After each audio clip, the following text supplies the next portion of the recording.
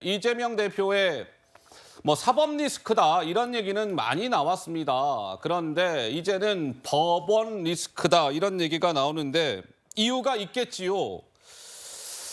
우선은 저희는 지금 2023년 10월을 살고 있습니다. 10월 달만 일단 보시죠.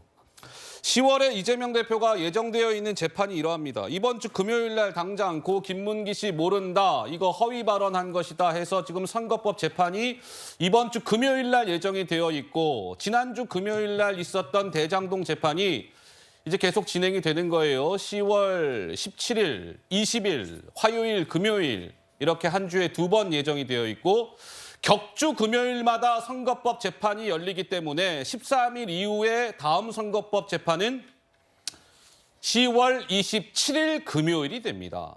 10월만 보더라도 지금 재판이 4개가 예정이 되어 있고 매주 한 차례 이상씩 법정에 출석해야 되는 것이죠. 10월 16일 그 주에는 대장동 재판으로 주 2회 법정에 출석을 해야 하는 것이고, 쌍방울, 백현동, 위증교사 이런 게 또 기소가 된다면 이 법정 출석 횟수는 줄어드는 것이 아니라 더 늘어날 겁니다. 어떻습니까? 우리 장윤미 변호사 보시기에는 법률위원회 부위원장으로서 당 대표가 저렇게 여러 차례 법정에 출석하는 것, 글쎄요, 좀 어떻게 보고 계십니까? 일단 당무를 보는데 지장이 있는 것은 사실이겠죠. 네. 지금 격주로 이른바 대장동 재판 같은 경우에는 일주일에 2번을 하되 한 주는 한 번, 그리고 그 다음 주는 2번 이런 식으로 하니까 선거법 재판까지 하면 일주일에 최장 3회까지는 출석을 해야 되는 상황인 건 맞는 것 같습니다. 그런데 여기에는 또 쪼개게 기소를 한 검찰 탓은 아예 없다라고 이야기는 할 수 없습니다. 왜냐하면 공직선거법은 이 공소시효 자체가 6개월이니까 빨리 넘겼어야 됐겠죠. 김문기 전 차장을 알고 모른다라고 언론 인터뷰에서 이야기한 부분, 저는 개인적으로 이런 사례를 기소한 전례가 없다라고 생각합니다만 검찰로서 했으면 대장동, 쌍방울, 백현동, 성남FC 다 한 시점에 다 문제가 됐던 사안들 아닙니까? 그렇다면 보통의 형사사건이라면 네. 피고인의 이익을 위해서 다 병합을 해서 한 재판부로 넘겨주기 마련인데 지금도 또 영장이 한번 기각되니까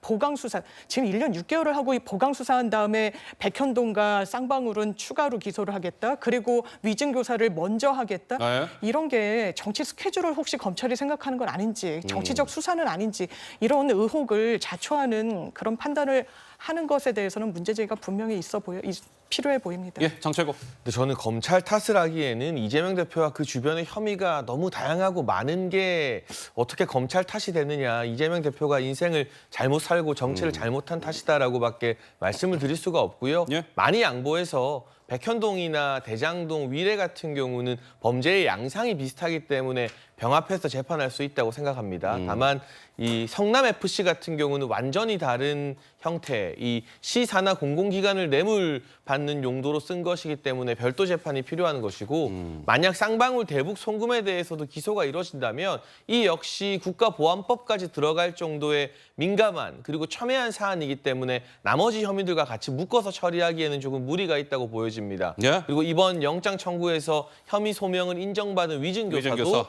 전혀 새로운 형태의 사건이라서 100번, 1000번 양보하더라도 이 부동산 개발 관련 범죄를 하나로 병합하는 건 가능하지만 대북 송금, 그리고 성남FC, 위증교사 등등은 각각의 별도 사례로 재판을 진행할 수밖에 없을 것이고, 네. 그래야만 재판부도 이 혐의에 대해서 범죄가 성립하는지 아닌지 제대로 들여다볼 수 있을 것 같다는 생각이 들고요. 아마 이번에 영장 청구했던 3가지 항목에 대해서 네. 지금 보도를 보면 위증교사 먼저 불구속 기소를 하고, 그러니까요. 나머지 2가지에 대해서는 추가 수사 후 영장 청구나 기소 여부를 아마 가리게 될 텐데, 예. 이런 것들까지 줄줄이 기소가 된다면 총선 이전에 주 3회 정도는 꼬박꼬박 허허. 고정적으로 재판을 받아야 할지 모릅니다. 근데 재판 한 번 나가면 이번 첫 이 재판이야 건강 문제 때문에 80분 만에 끝났습니다만 보통은 반나절에서 하루 정도 걸리거든요. 예, 예. 총선 당대표가 일주일에 3일을 반나절에서 한나절 내내 재판장에 묶여있는 상태로 당무를 제대로 볼 수 있겠는가, 이 부분이 민주당 안에서 연말 연시에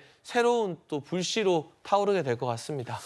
자, 검찰의 이제 판단이 남은 것이죠. 지금 아까 뭐 앞서 잠깐 말씀을 나눴지만은 검찰이 이번에 구속영장이 유창훈 판사로부터 이제 기각이 됐는데 한 번 더 승부수를 띄울지 이 쌍방울과 백현동 건으로 검찰이 다시 한번 구속영장을 청구하는데 그 시기는 12월 9일 날 정기국회가 끝이 나거든요. 그러면 정기국회가 끝난 12월 9일 이후 비회기 때 다시 한번 영장을 쳐서 다시 한번 검찰이 승부수를 띄울지, 비회기 중에는 뭐 영장이 청구가 되면 뭐 체포동의안 표결 같은 거 없이 바로 이제 구속영장 실질 심사를 받아야 하니까 그렇게 승부수를 띄울지, 아니면 불구속 상태에서 그냥 재판에 넘길지 검찰의 최종 판단을 지켜봐야 할 것 같습니다.